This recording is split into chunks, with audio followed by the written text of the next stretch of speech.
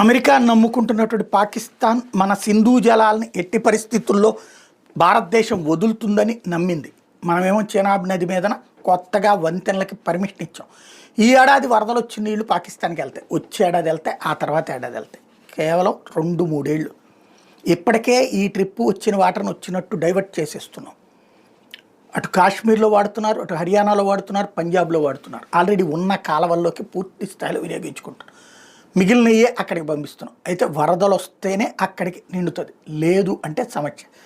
రాబోయేటటువంటి రోజుల్లో ఎచ్చొక్క పోదు మొత్తం రిజర్వాయర్ కట్టేసేసి ఆ తర్వాత కరెంటు ప్రొడక్షన్ చేయాలనుకున్నప్పుడు మాత్రమే రిలీజ్ చేస్తాం, లేదా వరదలు వచ్చినప్పుడు రిలీజ్ చేస్తూ పవర్ ప్రొడక్షన్ వాడతాం. 1840 మెగావాట్లు అక్కడ ఉత్పత్తి చేయబోతున్నాం. దీనికి సంబంధించినటువంటి అంశమే పాకిస్తాన్ తాజాగా అమెరికాతో పాటుగా మరొకసారి ప్రస్తావిస్తే అవును మేమైతే అక్కడ నీళ్లు ఇవ్వబోము అని తేల్చి చెప్పింది. ఇప్పుడు ఎవరికి చెప్పుకోవాలో